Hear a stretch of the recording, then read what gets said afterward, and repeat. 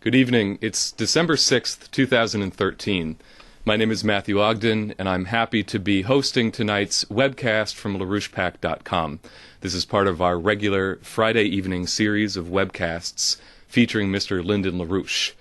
Now, tonight I'm joined in the studio by Dennis Mason. We will be presenting a series of questions on a variety of different topics. Part of tonight's proceedings will include a graphical presentation, which is a follow-on to a presentation that we made in this venue a few weeks ago.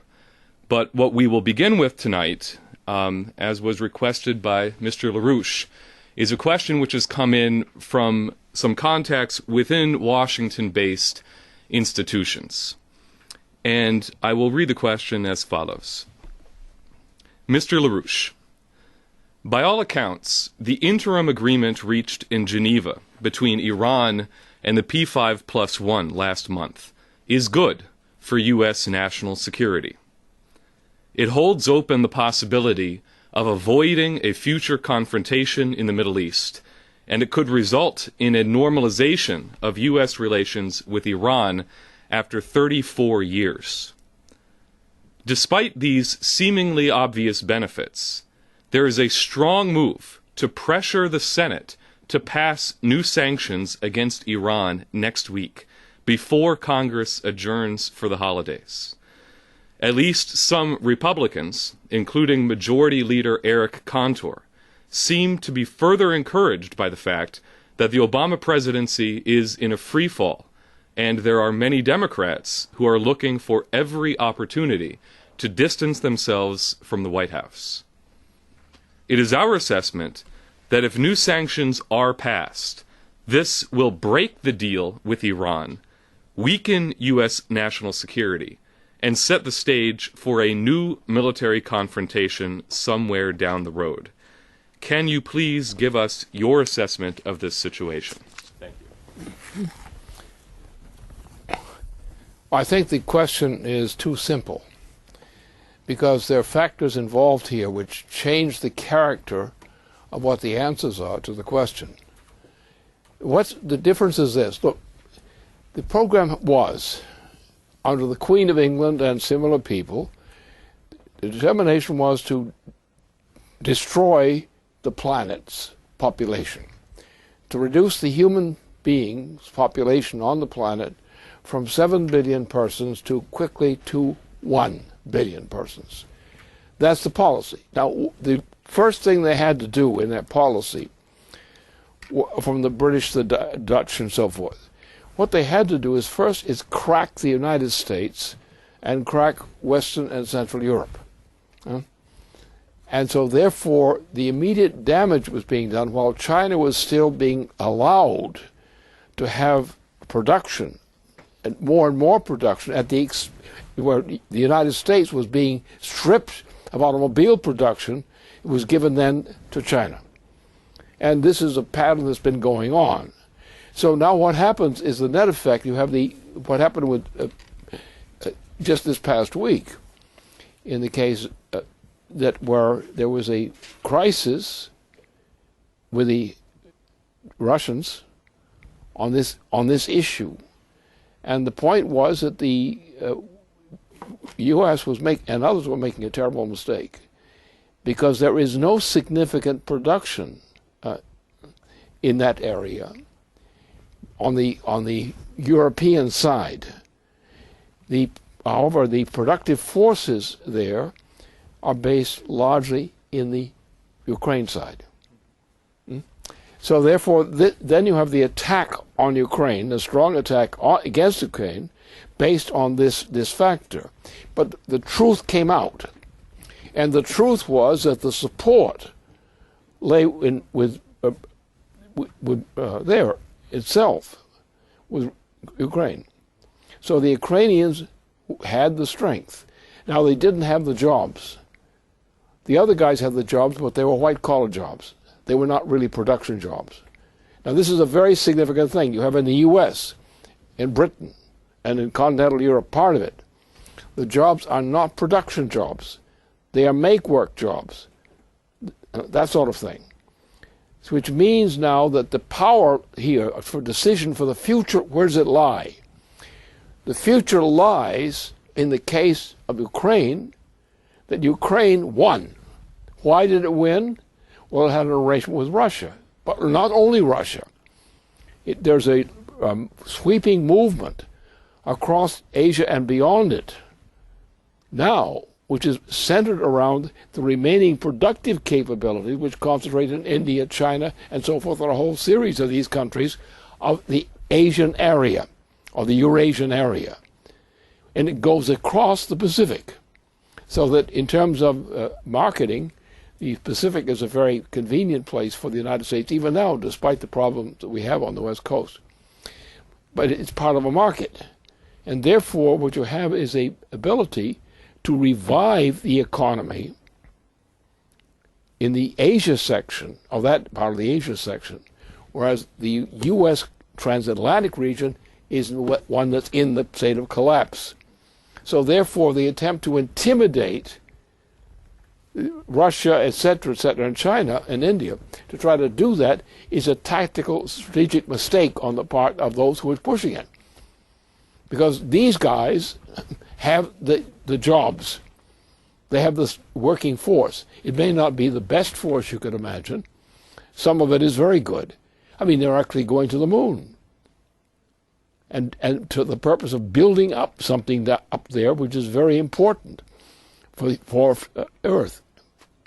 Because Earth will use that as a way of getting out of the moon restriction and going into space on a larger scale. And this means that the kind of development that's going to occur is high technology development. This may be what a poor part of the world formerly, but right now, while the United States and Western Europe, the general Atlantic region, is collapsing, we have no production. Look, we have a whole generation of Americans who never had a job of any kind. So the advantage now lies there, of the strategic advantage, in the longer term perspective. The problem in Europe and the problem across the transatlantic region is there's a capitulation to the domination by the Anglo-Dutch operation. So the thing is much more complicated than any of these guys would assume. They're in trouble. But why? Because the whole thrust by the Queen of England in particular was to reduce the human population from 7 billion people to about 1 quickly. That has happened. It accelerated under the Bush family, the Bush presidency, and the Obama family. Bush and Obama, in their presidential terms, have virtually destroyed the ability of the United States to have a functioning organization. So yes, that is true. What is alleged is true, but it's not the truth. As a report, yes, you can make a true statement on that, but it's not really true. Because the question always goes, and this is something which I would emphasize all the time, unless you know where the future is going, you don't know what in hell you're doing. That's the principle. Most people who are ignorant people, really ignorant, do not believe that you can forecast the future. Well, I've done it repeatedly, successfully, and publicly. My public statements have been verified, and they've been true. I have been successfully forecasting. That doesn't mean I've forecasted everything that could be forecasted. But there means that there are certain areas and areas that I know very well, in which my precision, my outlook has been precise.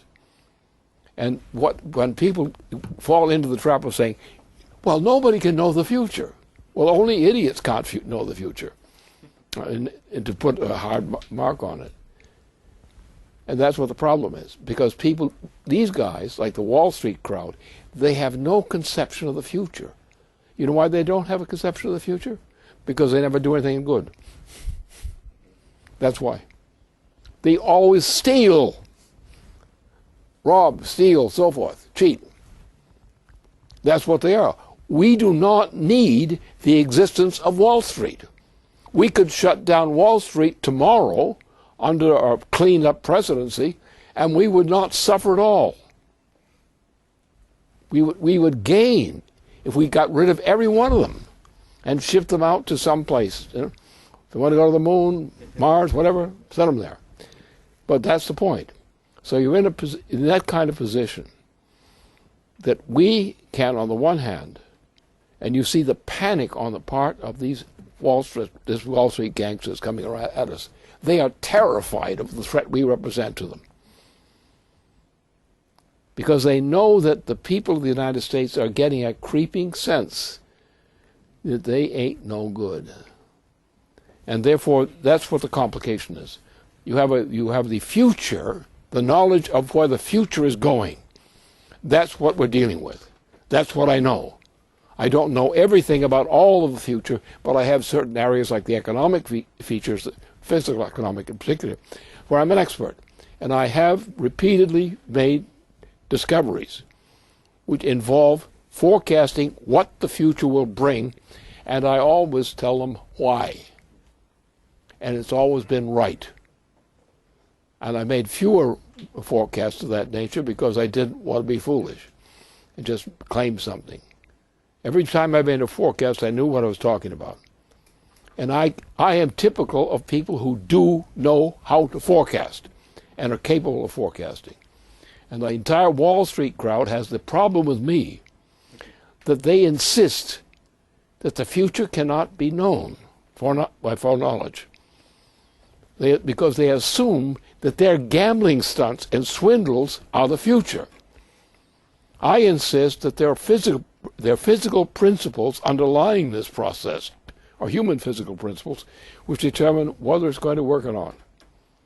And therefore, we have the advantage of confidence because we know the truth. Not all of it, but enough of it to know that these guys are wrong.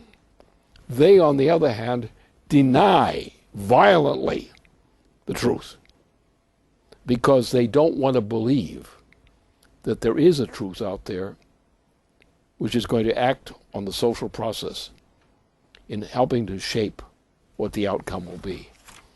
So I think we have to get away from just trying to interpret the usual kind of forecasting, standstill forecast. Where do you stand today based on today's facts? The facts you had from today of experience. Now tell me the future from that standpoint. Anyone who buys into that would have to be an idiot. Because unless you can know the future and forecast the future, you cannot know the future. And that's your own choice, not to be able to know the future. And Wall Street is typified by people who said, I steal, I use the arm of violence. I win because I'm using violence. You can't forecast this, you have to steal. You have to kill and steal. And that's what we're talking about here. Exactly that.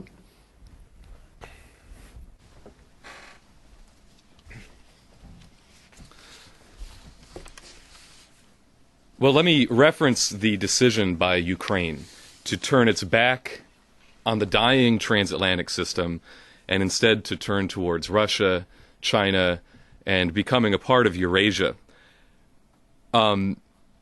Immediately after Yanukovych in Ukraine decided to reject the agreement with the EU, he went on a trip to China to meet with none other than Xi Jinping.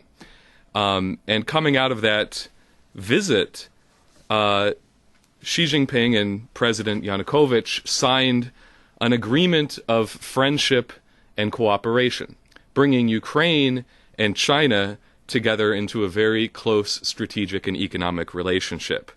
And I think one thing that Yanukovych said upon concluding that meeting is indicative of exactly what Ukraine is turning towards in its relationship with Eurasia. President Yanukovych said the following: Ukraine attaches great importance to the enhancement of strategic partnership with China. We attach great importance to interregional cooperation for it is a concrete, practical mechanism for the implementation of strategic decisions adopted at the highest level. The idea of the Great Silk Road will be actively supported by Ukraine. Now, what I want to present in a graphical presentation, which we've pulled together, is the evidence, the forensic evidence, you could say, of the death of the transatlantic system, what Ukraine is intending to escape.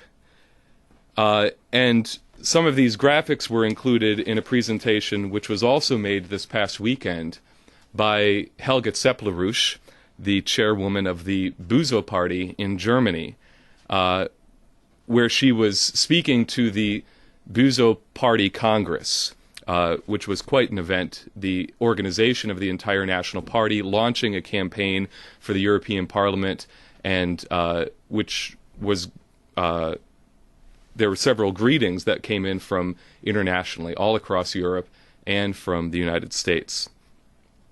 Now, the place I want to begin with the first slide, if you can bring that up, is the same place that we began when we presented these graphics 3 weeks ago.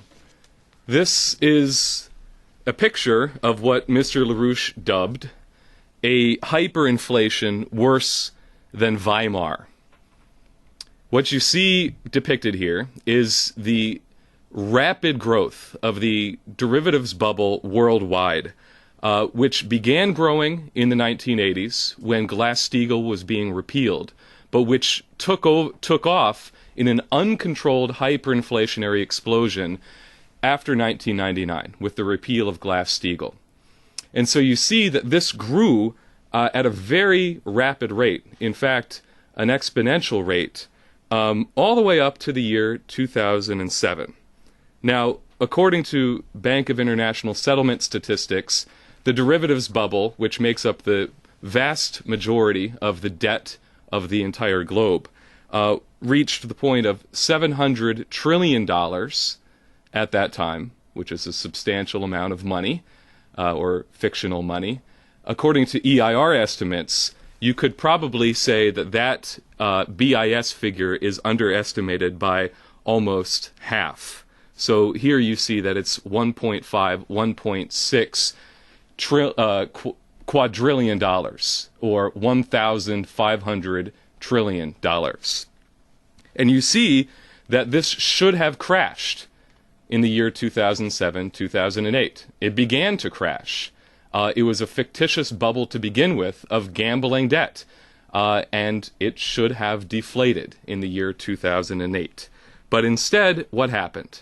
First George W. Bush, and then continued by Barack Obama, we've had 5 years of continuous QE, quantitative easing, bailout. So let's take a look at the next slide. This chart shows total cumulative QE for the entire transatlantic sector. What this is the United States, the UK, and the EU combined. The United States, under the quantitative easing policy, is approaching $4 trillion cumulatively that has been pumped into bailing out the Wall Street banks.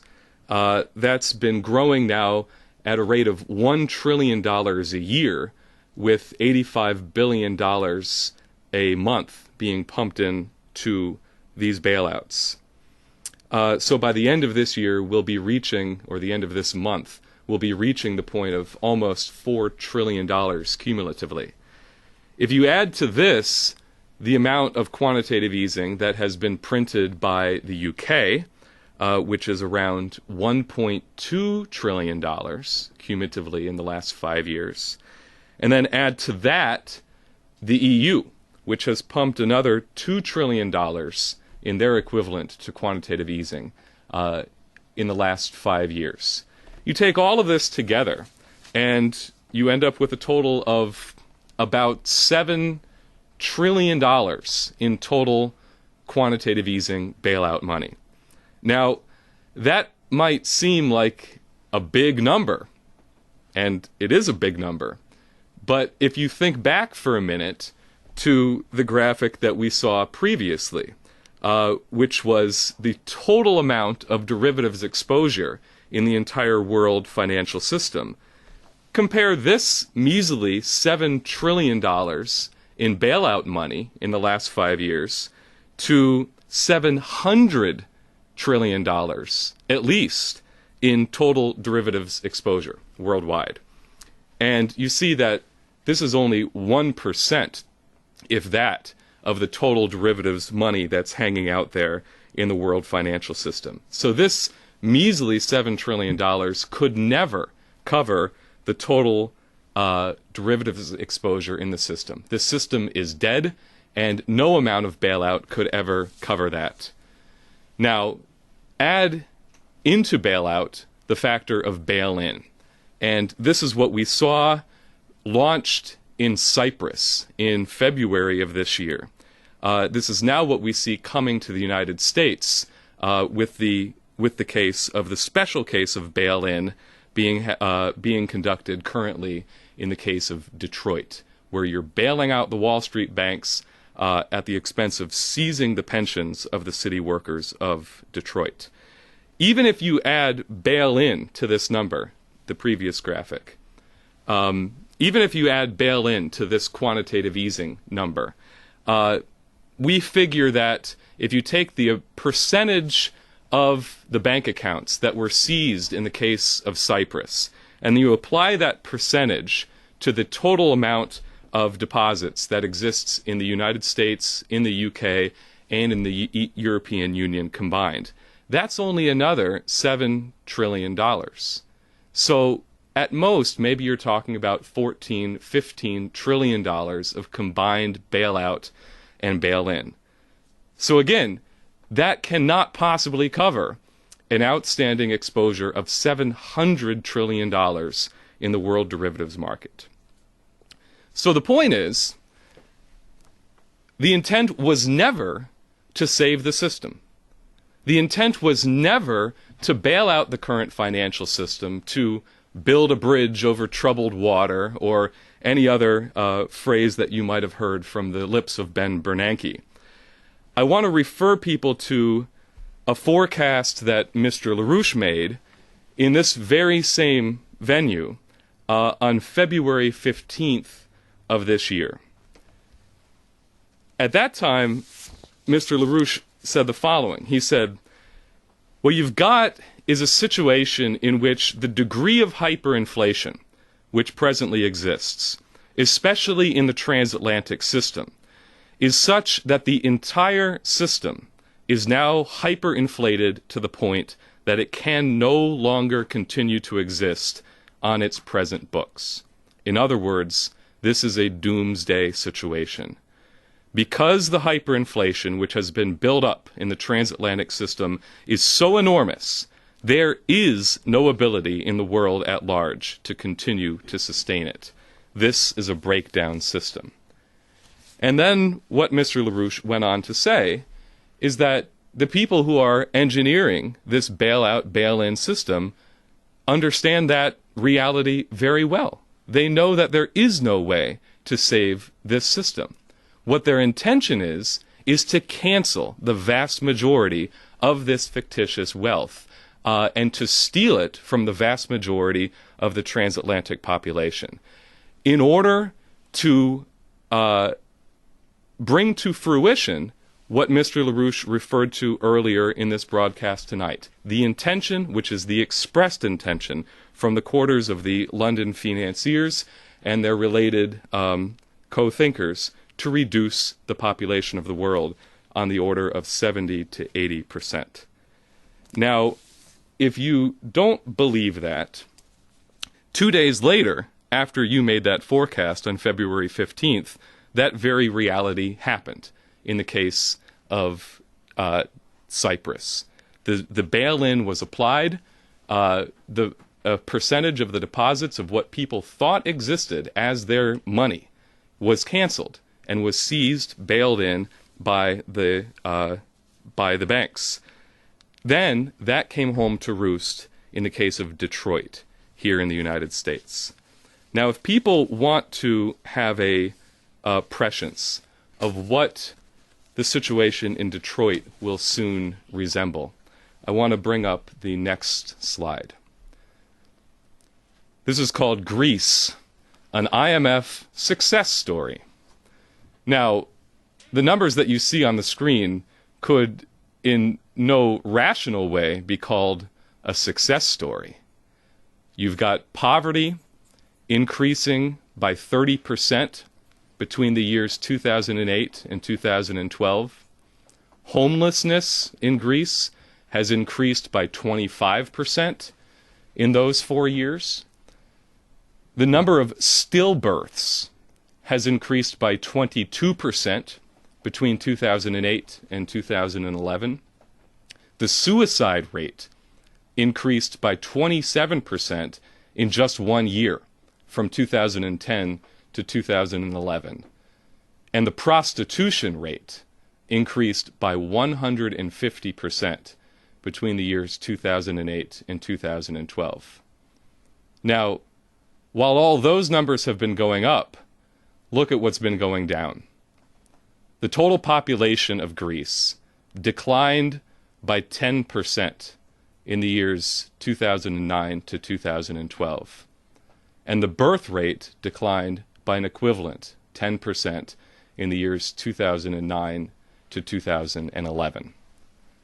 So if you want to see a success story from the standpoint of the EU, IMF, EC system, the so-called Troika, look at the case of Greece and take that as a bellwether for what will be coming to the United States, to Detroit or another city near you. Now, what I want to take a look at next is I want to make the point that, as Mr. LaRouche has repeatedly said, you cannot view this evidence from a monetary standpoint. This cannot be viewed in monetary terms. You have to look at this first and foremost from the standpoint of intent, the intent that has been expressed by those who say that the world population should be reduced from 7 billion to less than 1, and you must view it in terms of physical economic parameters. Now, take a look at this next slide. This is a heuristic graphic. These are not absolute numbers, but this is a schematic to demonstrate a principle of physical economics that Mr. LaRouche established more than 3 decades ago. You see that the title of this graphic is Potential Relative Population Density. Now, what Mr. LaRouche has called potential relative population density is the capability of a society to support a certain level of population. Whether or not that is the actual population, you have to measure it from the standpoint of the productivity per capita and per square kilometer of your land area. So, what is ironic in this situation is the fact that the empire actually understands this principle in certain crude but negative terms.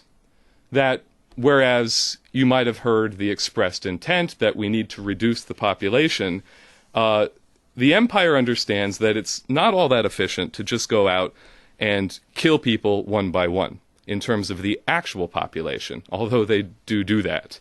But if you can operate on the principle that supports that actual population, or on the level of so-called potential population density, that's the best method. The best method to reduce the population is by degrading the means of society to support the current actual population, by reducing the productivity of the population per capita and of the territory per square kilometer. And so what you see on the screen is a heuristic sort of demonstration of what happens when you reduce that potential relative population density, which then collapses, and then later, in terms of chronological time, you see that the actual population then follows along with that collapse, as the means of supporting that actual population are intentionally degraded. Now, what you see here is a sort of demonstration that in 2008, with the collapse of the transatlantic financial system at that time, and not coincidentally, the election of Barack Obama to the presidency, that potential relative population density did begin to collapse. Now, it might have been only a few years later that you begin to see that reflected in the real or actual population density. But as you'll see in the next series of several graphics, we are now seeing the evidence of that total collapse, the death of the transatlantic financial system. So let me take a look at the next slide. What you see here is the net population growth rates of the nations of Europe for the year 2012. What's shown in green are the countries in which population increased that year. What's shown in yellow are the countries in which the population decreased, in which the net population growth was negative. 14 countries had net population growths in the negative in 2012. This is calculated by taking the death rate to the birth rate added together with the emigration rate to the immigration rate. So the number of people not being replaced, who are dying, not being replaced by new people being born, and the number of people who are leaving the country not being replaced by people who are entering the country. What's not shown in this graphic is change over time, but if you look at the data from 2008, only 9 countries in Europe were in the negative, versus the year 2012, where you've got 14. Now, let's take a look at the next graphic. This graphic shows net migration rates. So you take the ratio between the number of people who are emigrating and the number of people who are immigrating per nation in Europe. And what you see here is that, again, in the year 2012, you had 14 countries in which emigration was greater than immigration, in which more people left the country than came in. These countries, to a certain extent, overlap those that we saw in the last graphic that had negative population growth, although the list is not exactly identical. But if we take a look at the next graphic, you can see for 3 different countries in Europe, you see what we saw in the last graphic, which was just a map from the year 2012. You see this plotted out over time. And if you look at these 3 countries, this is Spain, Portugal, and Ireland. Each of these countries entered a sharp decline, with Spain beginning in 2007, with Ireland beginning 2 years earlier in 2005, and with Portugal beginning in 2009. But for each of these 3 countries, which have all 3 been victims of the combined bailout austerity policy of the EU, EC, ECB troika, each one of these entered a sharp decline, and this trajectory has not reversed itself to this day, as people continue to leave these countries in a desperate search to find work. Now, let's take a look at the next graphic. This graphic shows total population in absolute numbers for two of the victims of the Troika policy in Europe, Greece and Portugal. What you see is that for both of these two countries, they reached their peak population in 2010. But since that time, their populations have been steadily declining. Greece reached its peak at 11.31 million, and in 2013 had declined to 11.06 million. Portugal had 10.57 million in 2010, and by 2013 had 10.49. So again, this is in absolute terms, and this reflects actually what we saw in the heuristic graphic in Figure 4, which showed that the crash may have taken place in terms of the potential relative population density beginning already in 2008, but the actual decline then began to be reflected in a collapse of the actual population, which is now continuing to this day.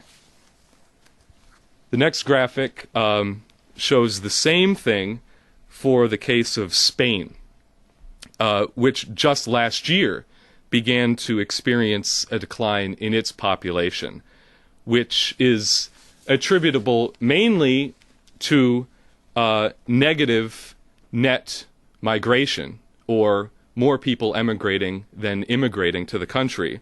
But this is also combined with an increasing ratio of death to birth. Now, this next graphic is really shocking.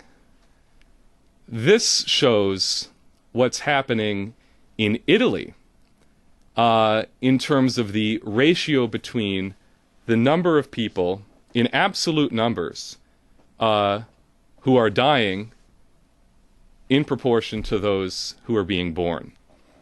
And right there in the year 2008, the absolute number of deaths exceeded the number of births, and that ratio that gap has been getting wider and wider rapidly ever since that time.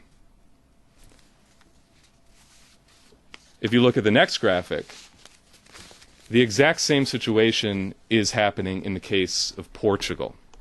You see, again, in the year 2008, you had a crossover between the number of deaths versus the number of births.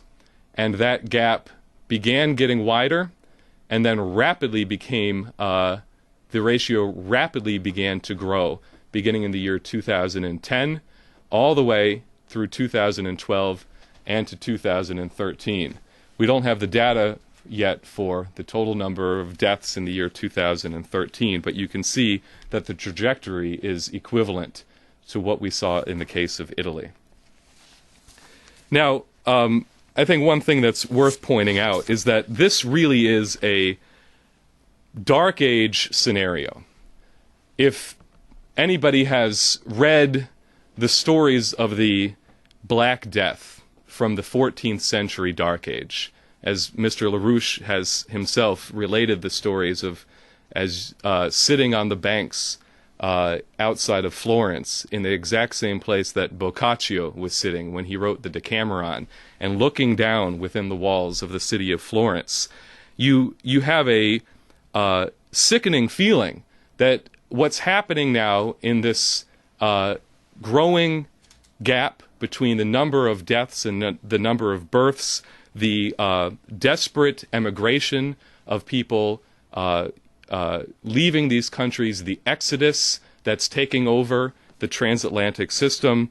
The graphics that we showed 3 weeks ago, which I'm not going to show again, but the number of people, the percentage of young people who are now out of work, who are not working, who have never even entered the workforce and do not have the skills to do so, you see that what we're looking at is a cultural demoralization of the entire transatlantic system.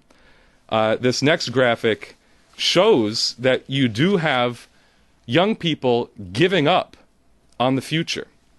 What this shows is a comparison between the years 2003 and 2012 of the number of couples getting married, deciding to start a family. You see that for the Eurozone as a whole, you've had a net decline. And then for especially these three countries, Portugal, Spain, and Italy, which have been some of the greatest victims of the Troika policy, you've had a substantial decline. Per 1,000 people is the scale that this is measured on. And you have an equivalent decline in the case of the other countries, as exemplified here in the case of France. Now the next slide shows, for some of these same countries, the calculation of what should be actually considered real unemployment. The problem is the data that you receive in terms of official unemployment, as represented by the dark blue bars here, is very restrictive. When you take the number of people who are unemployed, plus the number of people who are so-called discouraged and have just exited the labor force, plus the number of people who are being forced to work part-time jobs when they would rather and need to be working full-time jobs to support themselves, you see that the numbers are substantially higher in terms of official unemployment versus, or real unemployment versus official. Now, this next graphic shows the same numbers, but as projected over time. This is from 2003 to 2013. And you see that although unemployment in real terms was fairly steady between the years 2003 and 2008, bam, as soon as the crash hits, as soon as the bailout policies begin, as soon as Obama becomes president of the United States, in all four of these, in all three of these countries, and then even with the Eurozone as a whole, you have a sharp increase in the numbers or the percentage of real unemployment as a percentage of the labor force, and that percentage has continued to go up to the present day. Take a look at the next graphic. Now, I wanted to include this because if people remember 3 weeks ago, we took a look at the type of employment that those who are even still employed are engaged in by type of activity in the case of the United States. People remembered what that graphic looked like. You had, at the time of Franklin Roosevelt, more people engaged in productive employment than were engaged in service employment, but as soon as Truman became president, that percentage, that ratio began to reverse itself. Now, this is very interesting because this graphic represents the case of Germany. And as people probably know, Germany has historically been the most industrialized, most productive nation of Europe. High technology jobs, high intensity manufacturing, a net exporter of these type of manufactured goods. But what we see here is that, in fact, the trend has mirrored exactly what's happened in the United States over the long term. Whereas after World War II, under the post-World War II Marshall Plan, you had more people as a percentage of the labor force engaged in industry than were engaged in service jobs, but that ratio was, that gap was narrowing. And there you see, after the assassination of the Kennedy brothers, and come the crisis of 1970, 1971, that ratio crossed over. And ever since that point, you've had a growing gap with more people engaged in service jobs versus the number of people who are the percentage of people engaged in industrial production. And that gap has continued to grow all the way to the present day. Now, to get to the point of something that will be addressed in much more detail during a webcast that is scheduled to be broadcast tomorrow, which will be hosted by several members of the LaRouche PAC basement team, getting much more at the question of what are the principles that underlie this question of potential relative population density.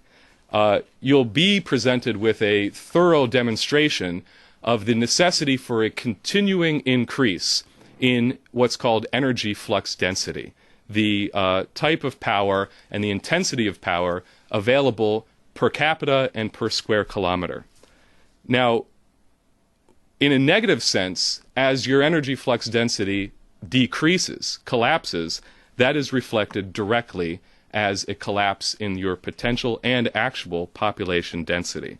So let me show this next graphic. This graphic shows the collapse in the percentage of total electricity produced that's provided by nuclear power. You have three different data sets represented here. The top is for the Eurozone as a whole. The pink line is for Spain, and the blue line is for Germany. Now, I want people to think back to the previous graphic where we saw the collapse in industrial employment in Germany in proportion to the labor force engaged in service sector jobs, and then correlate that to what you're seeing right here. What happened in the case of Germany was in the year 2000, you can see here represented in the blue line, Germany reached its peak in terms of percentage of the total electricity produced in the economy that was provided by nuclear power. But that year, in 2001, Germany, under an alliance between the SPD and the Green Party in a governing coalition, made a decision which has become known as the nuclear exit, a phasing out of the use of nuclear energy in the German economy. And what began to happen, as you can see here, is a steady decline in the amount of power, or the percentage of power, that was provided by nuclear energy. In the year 2011, Germany permanently shut down 8 of its nuclear reactors, never to be reopened again, and pledged to shut down all the rest of their nuclear reactors by the year 2022. And this so-called nuclear exit has now brought us to the point where on any given day, Germany, which used to have excess, surplus energy that it could export, now has a supply gap of 8,300 megawatts per day, forcing Germany to be importing electricity from neighboring countries, the Czech Republic and France. Now, I want to also point out the case of Spain. Spain is even more dramatic. In 1991, Spain began its nuclear exit, passing laws to ban all future construction of nuclear reactors. And again, in the subsequent years, you've seen a steady decline and a rapid decline of the total percentage of power that's provided by nuclear energy. And the list goes on. Ireland had a nuclear reactor that was supposed to be built, which was going to be followed by 3 more in, I believe, County Wexford, in the southern part south of Dublin. But in the 1970s, that was scrapped, and to this day, Ireland has absolutely zero nuclear energy. And you can take comparable cases all across the rest of Europe, with a very few exceptions. Now, the final 2 graphs that I want to show bring us back to the United States and really set us up for the subject matter that will be addressed tomorrow during the Basement webcast on the fusion crash program. What this shows is that over the course of the entire history of the United States, there has been a steady trend of increase and an increasing rate of increase in the amount of power per capita, on average, consumed by the citizens of the United States. Beginning in 1780, with the victory of the American Revolution and the beginning of the Hamiltonian system, you saw the beginnings of an increase of this power per capita. this was mostly made up of energy that came from wood. Now, this was replaced around 1840, 1850 with the emergence of coal as a energy source, as a source of power. And as should happen in the case of nonlinear change in increases in energy flux density, wood became relatively less important and coal began to take over.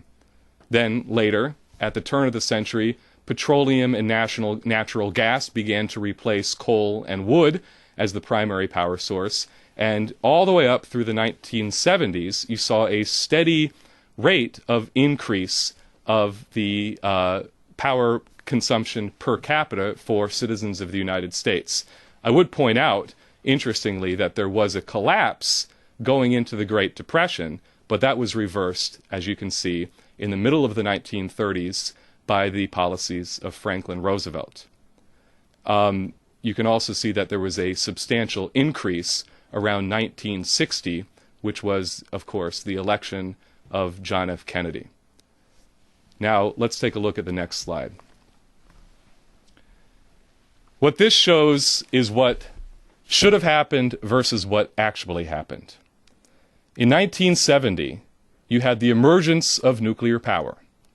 Nuclear power should have taken the role that had previously been played by petroleum and natural gas or coal, replacing the previous source of power and increasing again in a qualitative leap the amount, the absolute amount of power per capita that was available to any given member of the United States population.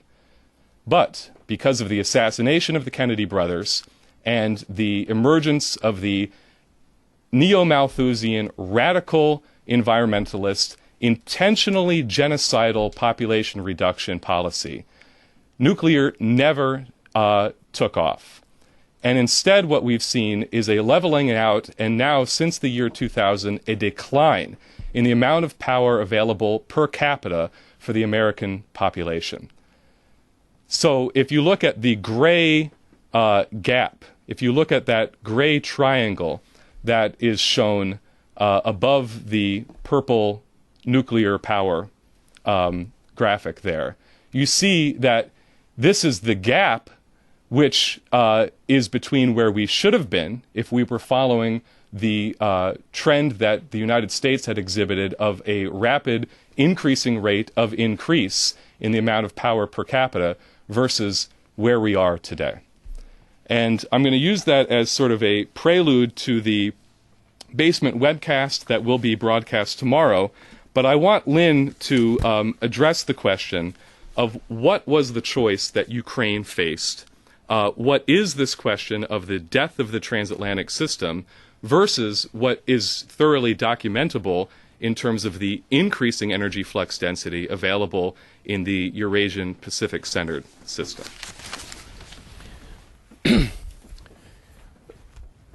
There are several characteristics in this process because we are so used to using a thermal model of production that we don't really understand how things work. You cannot use physical statistics as a determination for what makes things work in society.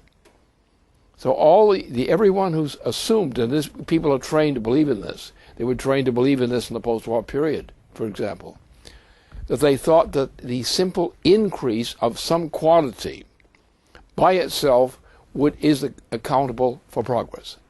That has never been true. The progress is determined by a change in the evolution of the human mind's capabilities. That's what does it. It is never a fact. In other words, it's never physical facts. Physical facts may reflect something, but they don't tell you what it is they're reflecting. But you can see certain aspects of the effects, and you can account for that. But how and why? Why do some people become stupid? Why did the U.S. population become permanently stupid, increasingly stupid, since the death of and so since that point with him. So therefore, the voluntary effort of what we call the human mind is the deciding force. It is not physical effects. Physical effects are determined or controlled by the human mind. Now look at the condition. You start with mankind. You start out with a man with a bowl or something. He cooks his own food. His neighbor is not usually his own food. And therefore you have this progress. It's from a very simple form, the distinction between the ape and the human being.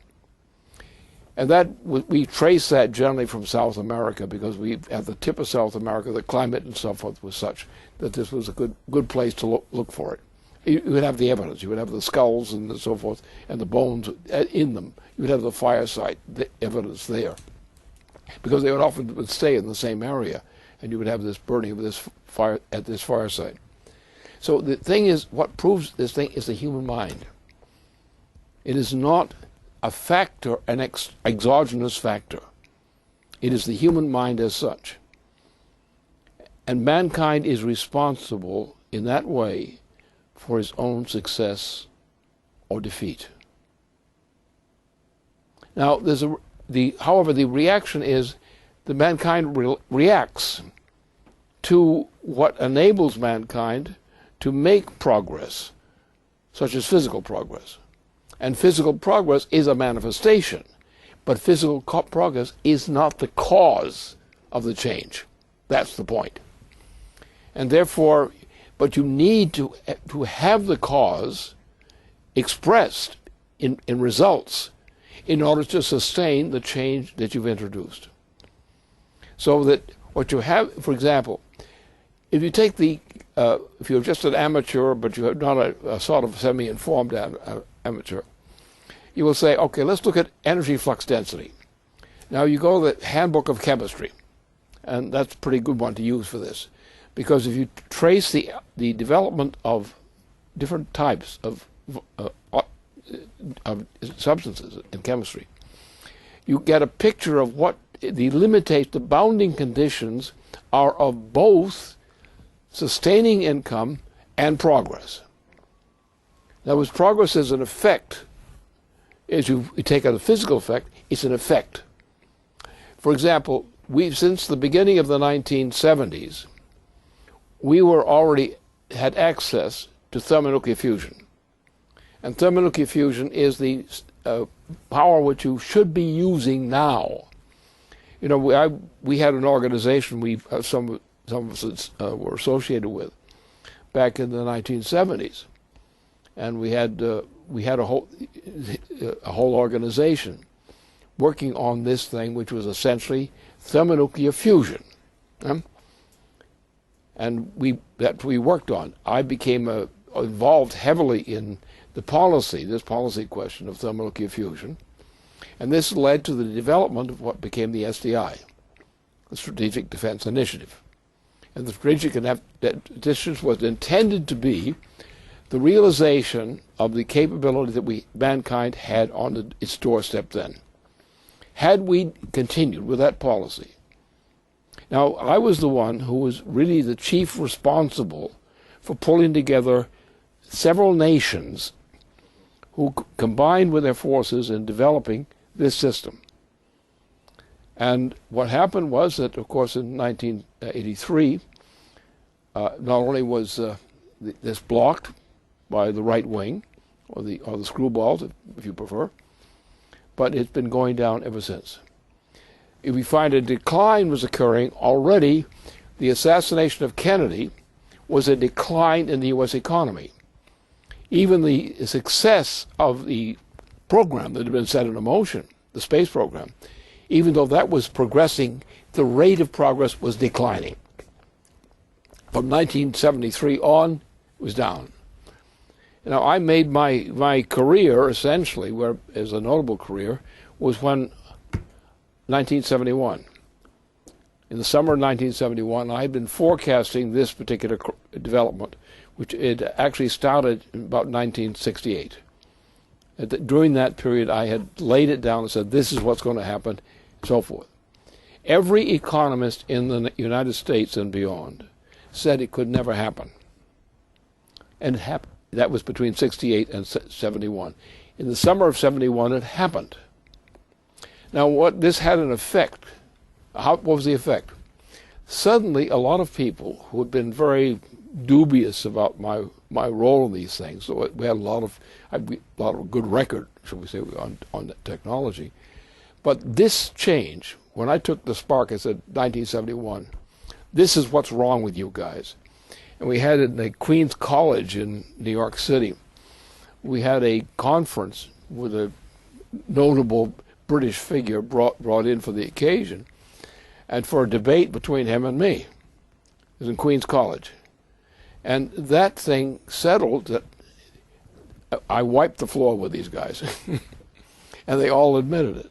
And they all admitted and said, we will never let you get anything again. You will never have any influence again, ever again.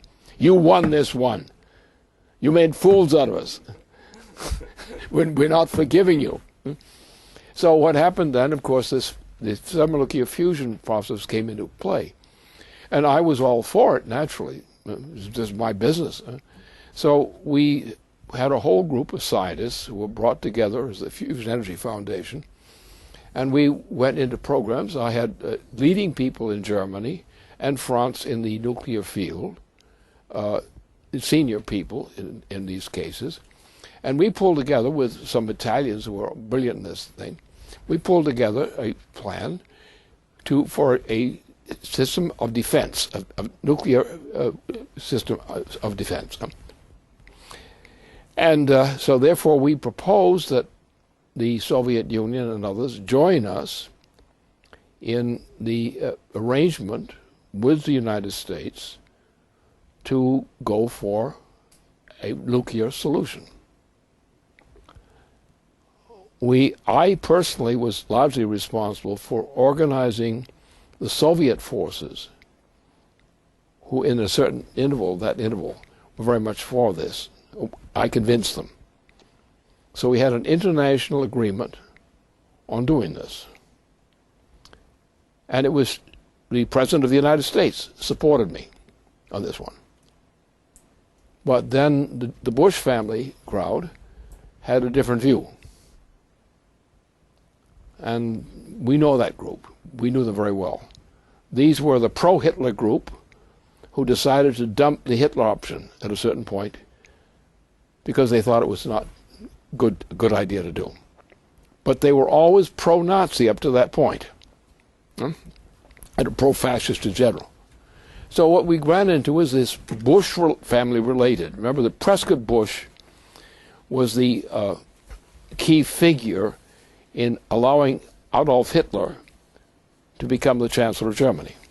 Because under German law then, as more recently, if you're bankrupt in a business, you go to jail. In other words, you don't set a settlement, you go to jail. So what happened, in effect, was that Hitler was going to go to jail, 1923 and beyond. But he didn't go to jail because Prescott Bush, acting as a part of a team, personally funded Hitler to be free of jail. And it was this support from the U.S. and British forces, a whole circle of these guys, who were all traditionally my enemies. And they are the ones who did the damage. So naturally, in due course, they were out to kill me. And they didn't kill me. They sent me to prison for a while. And then some people got me out of prison because of the kind of thing I was committed to do. And they assumed that once I got out of the pressure that I would be able to find my way to operate in my usual style, because I've been doing this since the 1960s. And I did. And I was not made popular by that.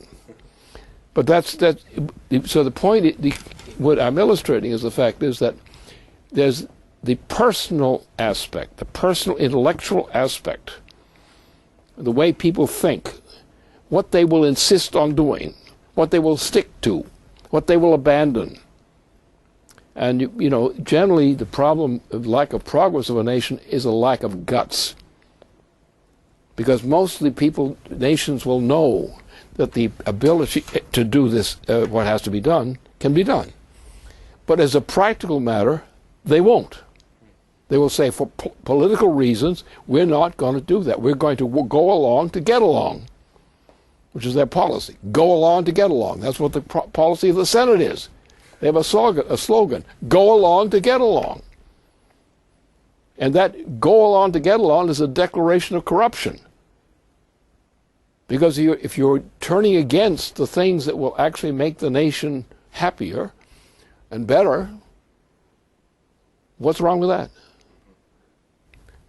So that's the nature of the thing. In the key thing to understand, you find the creative factor, the noetic principle.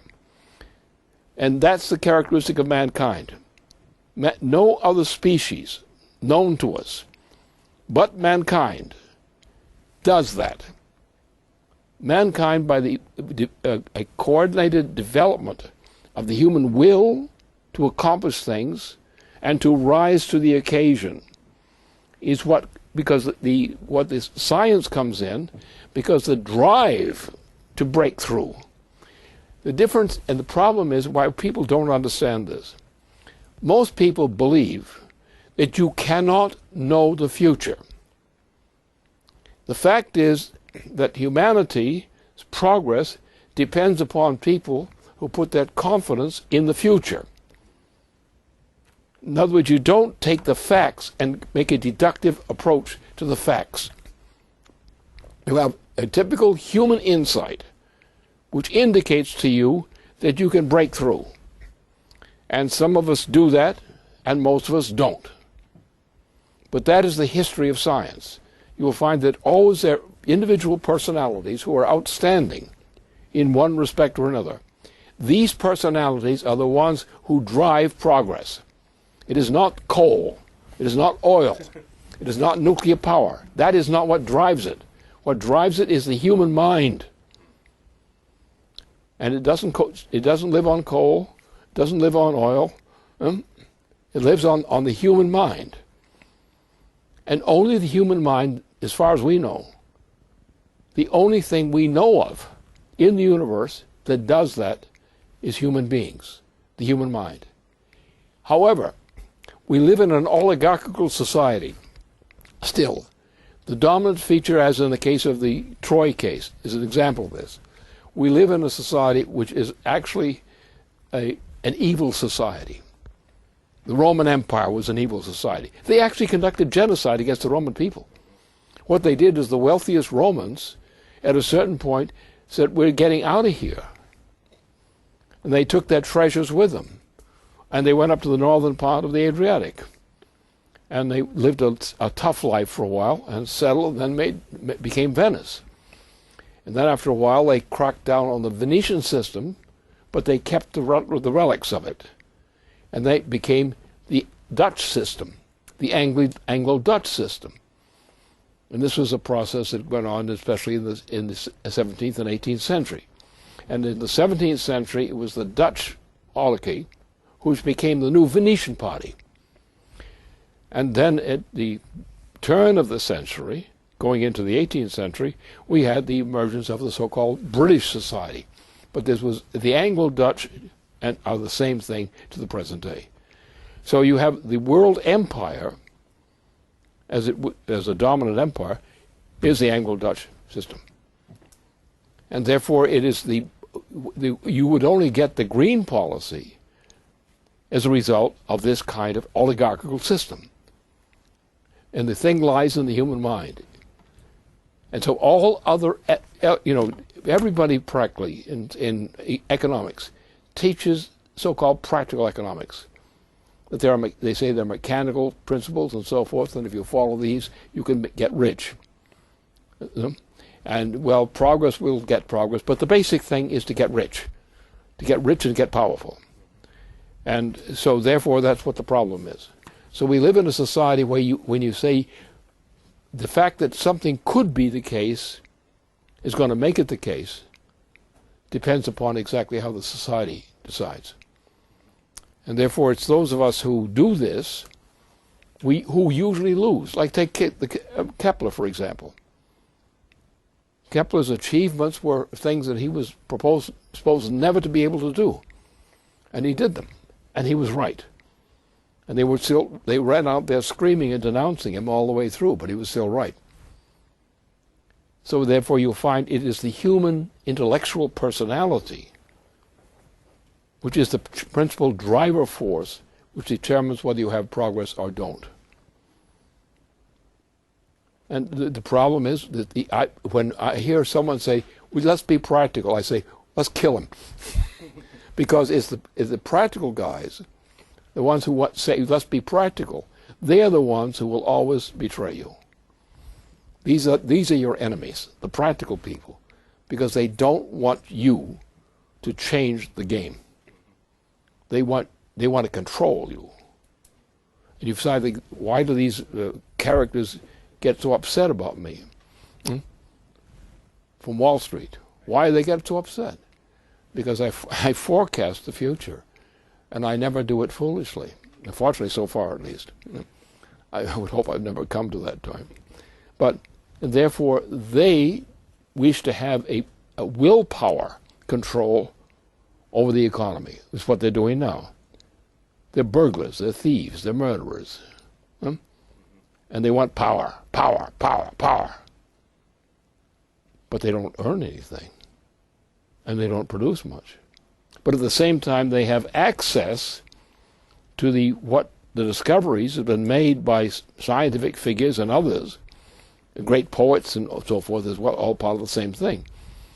And it's this inspiration of the human mind, or the inspiration which it's capable of, that is the actual determinant of progress or failure.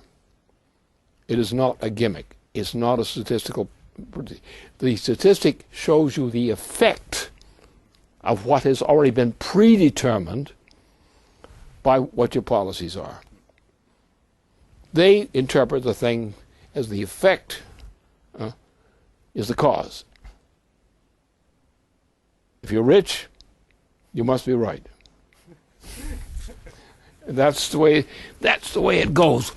And that's a simple way of saying it, but what I've said is true, because otherwise I would have to give you something like what I don't do anymore, something like a series of reports going for a couple of years or more, and try to get people to write a few books and try to get some people to understand what progress is. But the big thing we have to fear here is that people believe that there's a mathematical way to predetermine progress. Mathematics is only useful to tell you what did happen, not to tell you what is going to happen.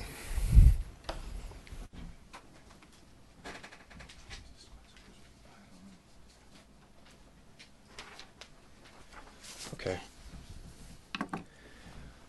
Well, I have a question on the case of Detroit, coming back to the United States.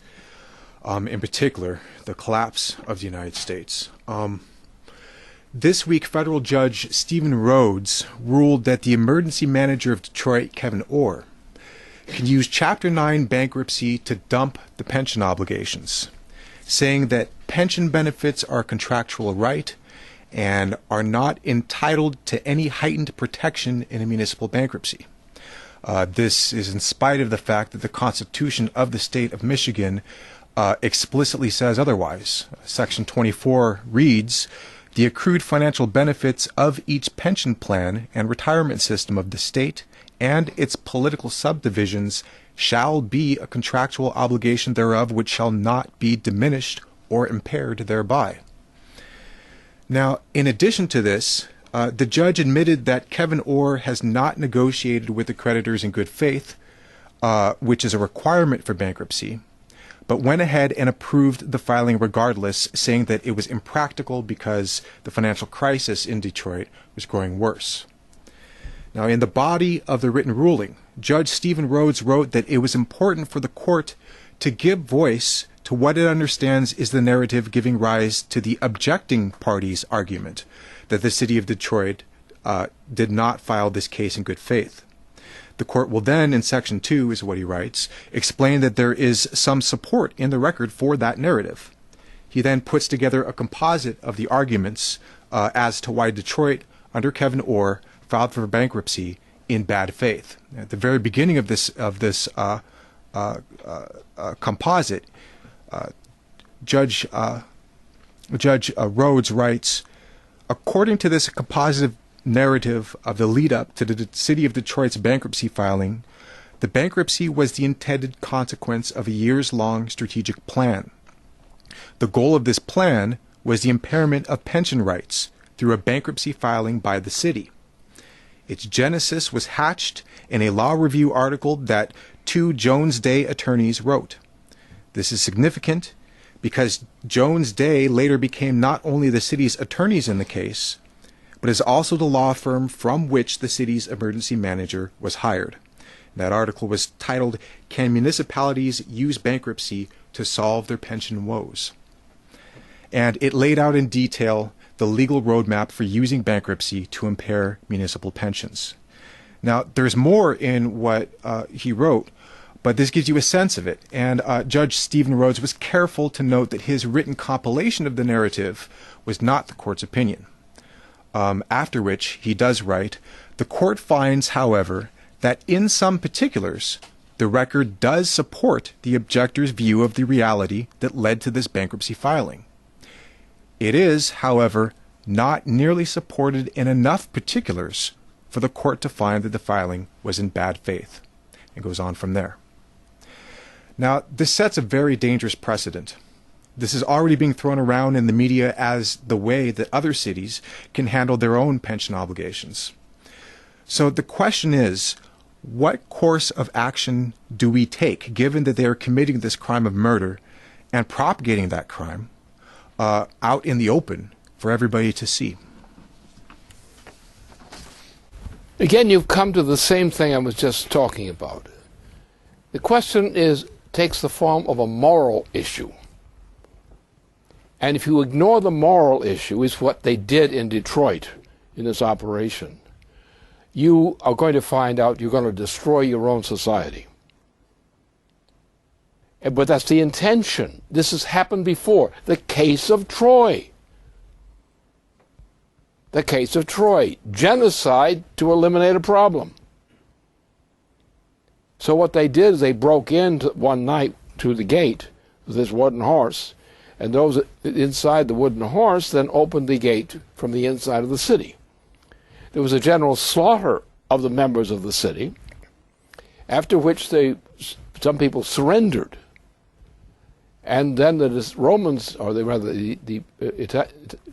Greeks at that point, said, "Oh, murder them, kill them, except for a few children and older people." And that's what they did.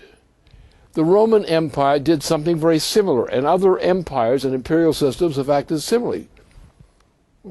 Byzantium did something similar. Others did something similar. So what's the issue here? Well, the lie is based on an assumption which most idiots would believe. And I qualify the word idiot because they don't believe that the future has an effect on the present. That's the point.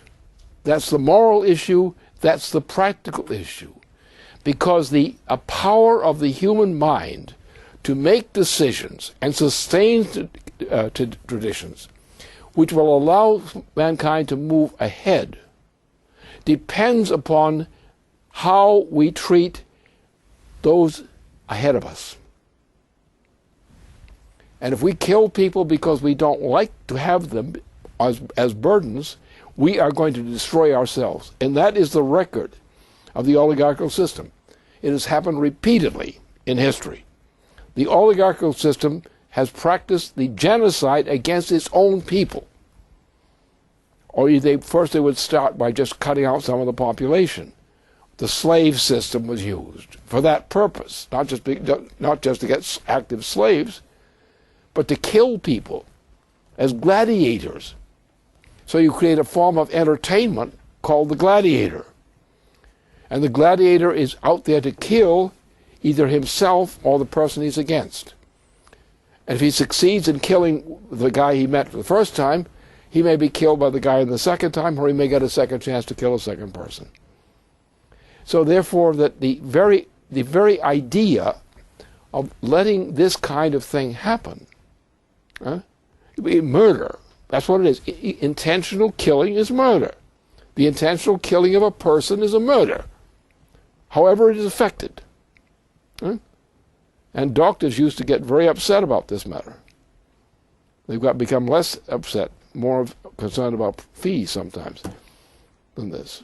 But the point is, mankind is not only a species which develops the future, but mankind's existence depends upon showing strength in support of the future. So therefore, as in the family community, in all civilized society, actually civilized society, like the United States, the survival of the older person, the sanctified life, that the ability of a person to live is sanctified. It's sanctified as a principle of a decent society. And every society in history that has violated that law, that principle, has gone to hell for that reason. That's the issue. This is not a practical question in the way people define practical questions. This is human beings. Only human beings can do this. Only human beings can create willfully. No animal can create willfully. An act of creation is impossible among animals.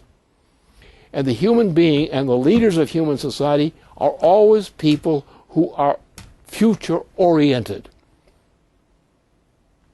People who are practical are not honorable. Generally, people who are practical are not honorable people because they go by expediency now.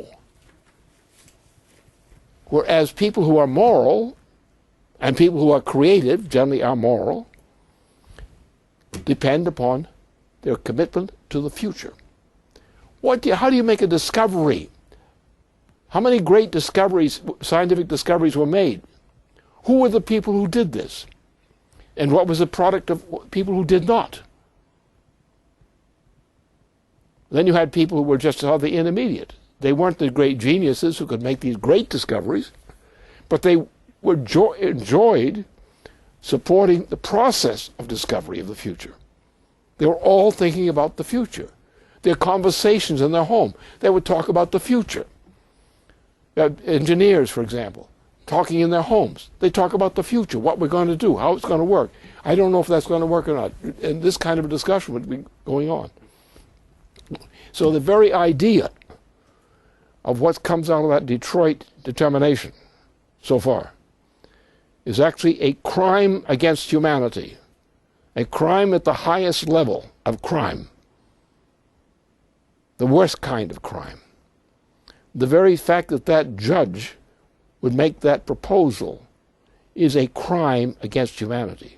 Because what if he succeeds? Is he not a murderer? Is he not willfully taking life, human life? He's a murderer. And under any decent law, he would be considered such.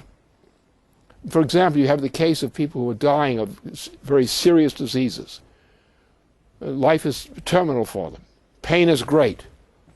And when this comes up into a family, for example, not just only older people, but also other people who have some diseases or afflictions and so forth. And therefore the sanctity of life, of human life, is law. And without the sanctity of human life, there is no law. Wall Street is a people who are lawless, intrinsically lawless.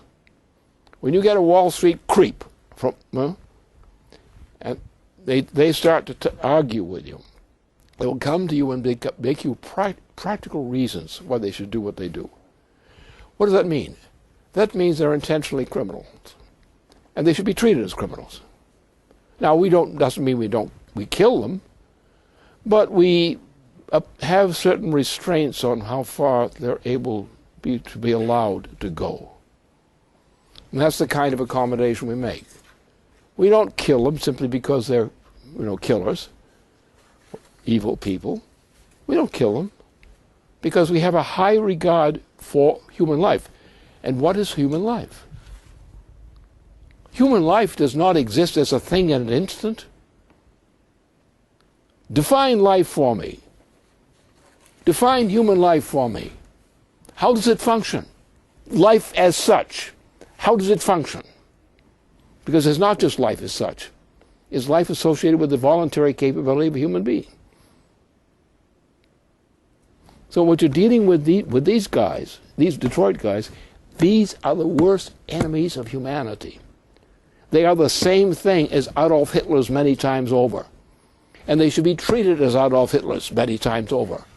Because that's the practical effect of the role they play. What you've got from this judge in Detroit, this man is under real law, is a criminal.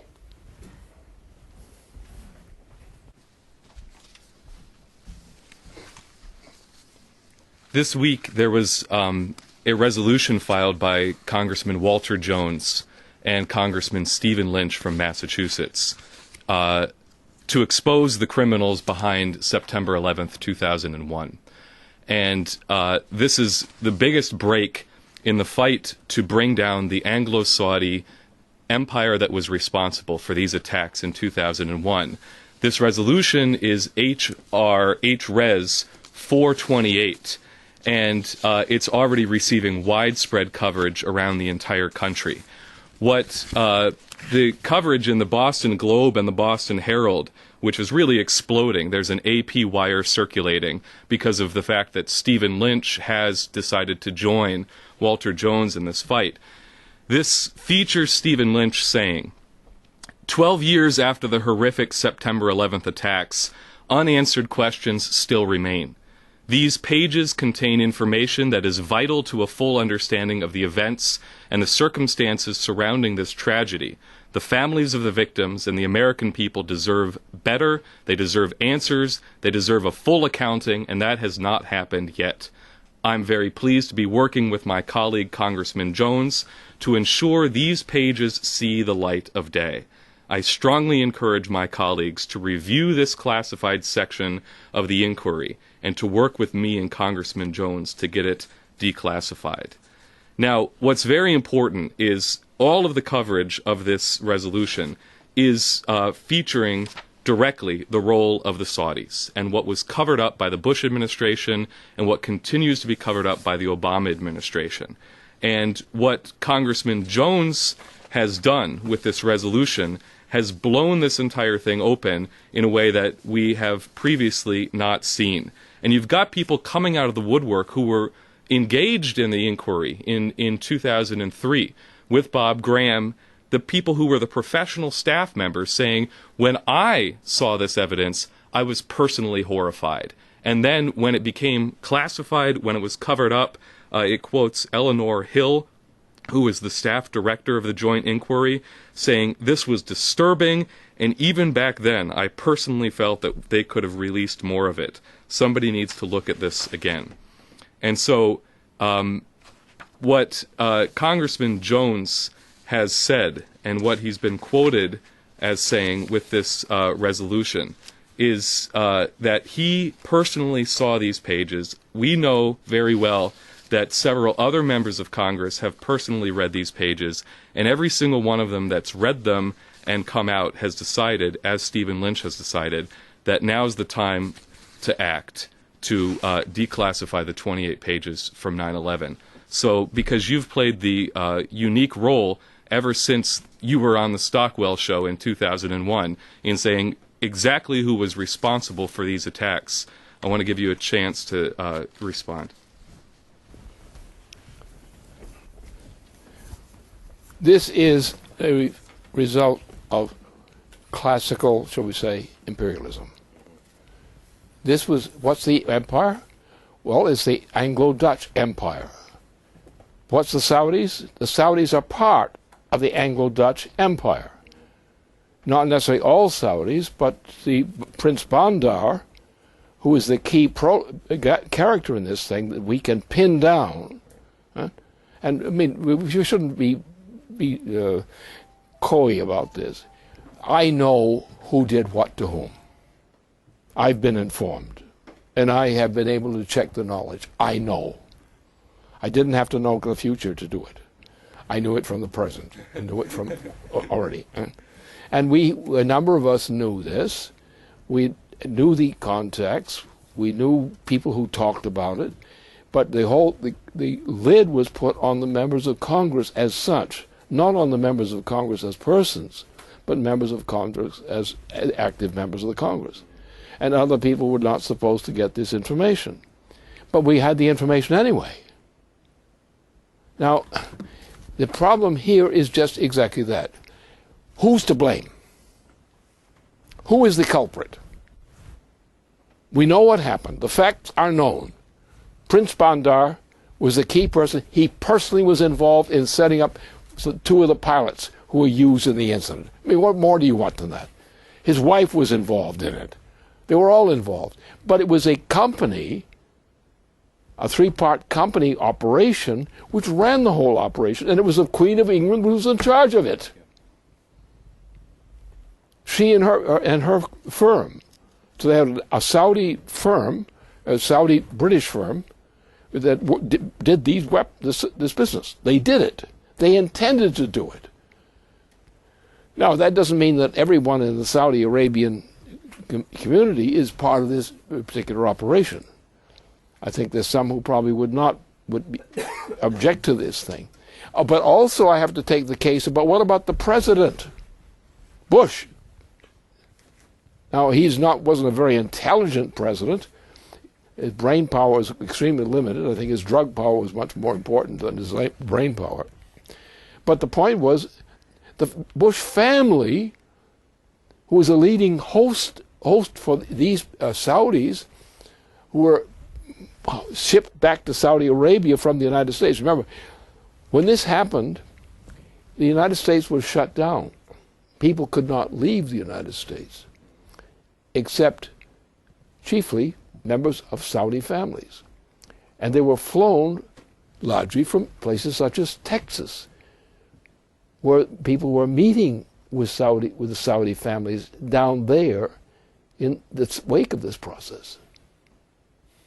So, and we look at the history of the killing of our president.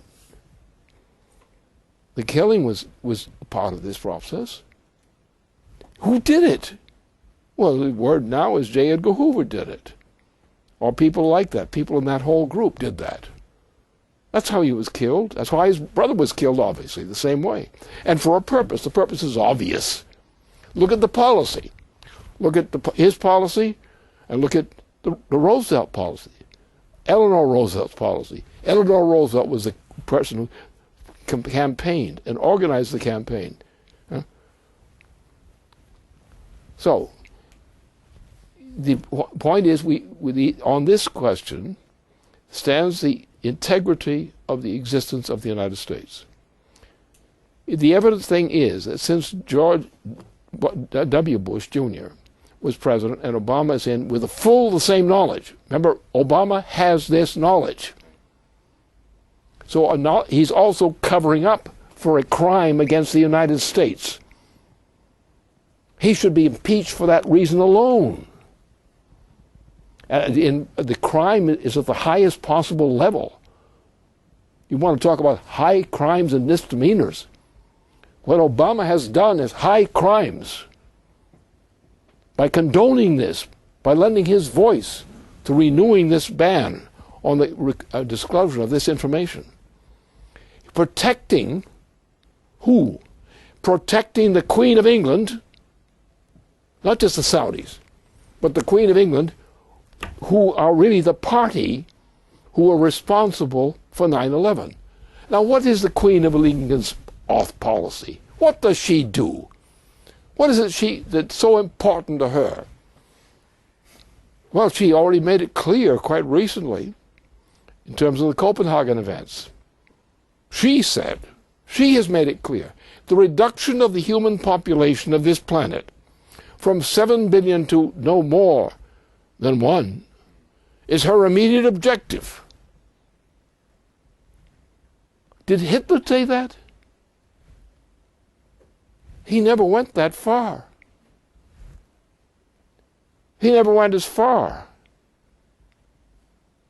as they intended to do, as the Queen of England intended to do. Is it possible, therefore, knowing facts about who the people were who were responsible for the assassination of John F. Kennedy and his brother, and knowing what was involved in running this operation against 9/11? Don't you think that this is important?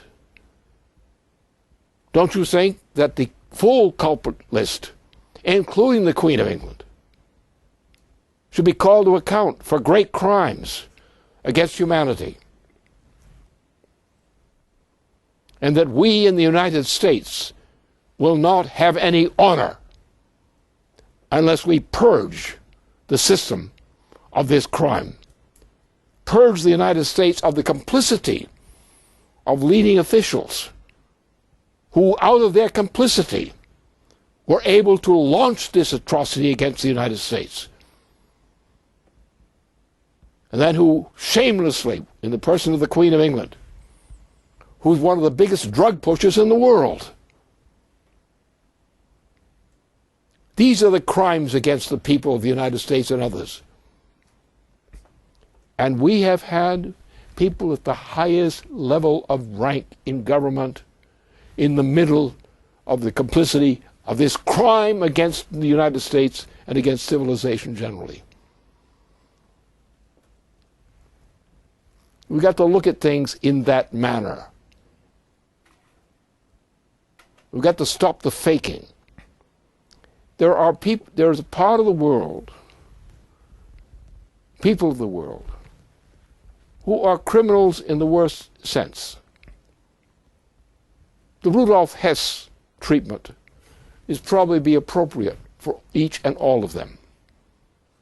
And that would be a very generous treatment of these creatures. Hess was a small potatoes compared to these criminals. And the United States will not recover its order nor find respect for its own people, or especially for the politicians, unless this thing is cleaned up now. We will never have a decent society unless this crime is fully disclosed and the facts cleaned up. And to recognize that the issue, what the moral principles are. The Queen of England, decides with her retinue, she decides, repeated again and again, that she's going to reduce the population of the human race from 7 billion to 1 or whatever she's going for. Mass murder of the type that was done in Troy, of the type that was done by the Romans, Venetians. We are going to do the worst things that any civilized society can conceive of allowing. If we are not fit to clean up that mess, we are not fit to rule.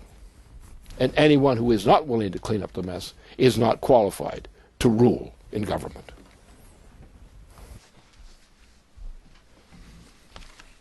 I want to conclude by announcing that Keisha Rogers has filed officially for her campaign for the United States Senate from the state of Texas.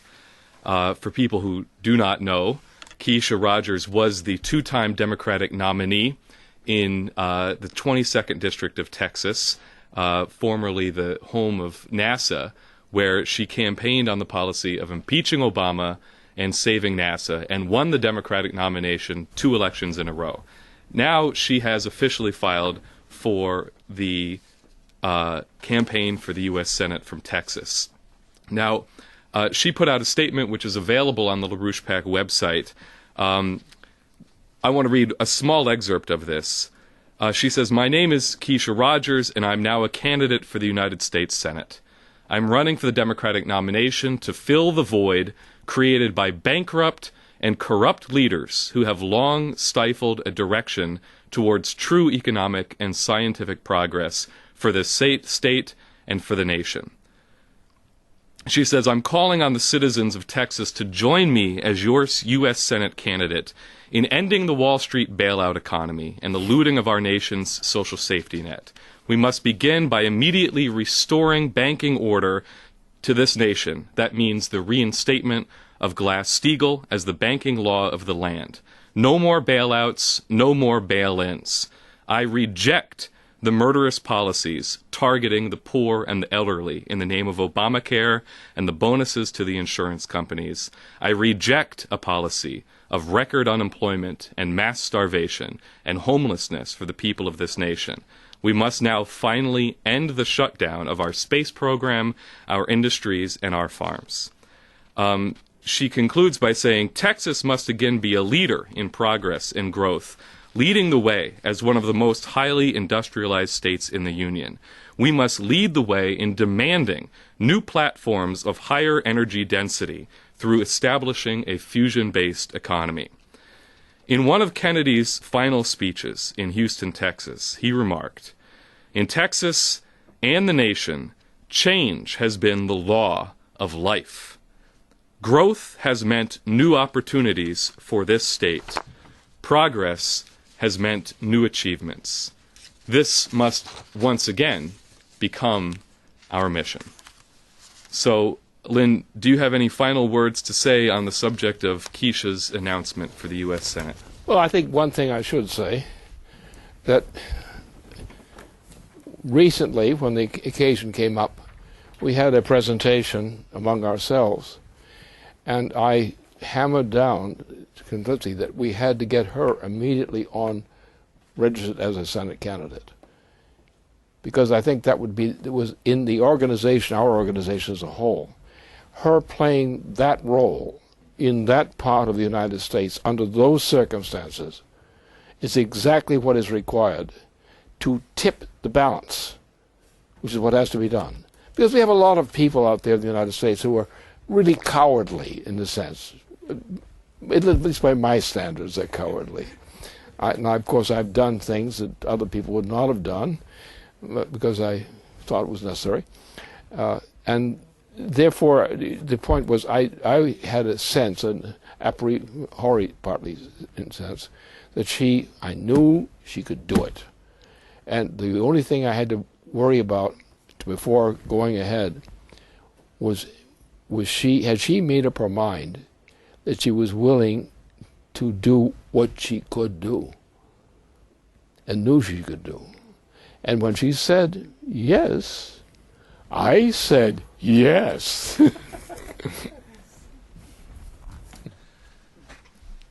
Okay, I'm going to bring a conclusion to our webcast tonight at this point. I want to say there will be a statement from State Representative Andrea Boland from the state of Maine on the website by tomorrow morning. This is a full report together with Diane Sayer of what happened on the inside of the NCSL meeting in Washington, D.C., the National Congress of State Legislators, the brawl that erupted over Glass-Steagall. So that's going to be on the website. Everybody should get a chance to watch that full report. So thank you for joining us tonight. Thank you very much, Lynn. And thank you, Dennis. That brings a conclusion to our show tonight.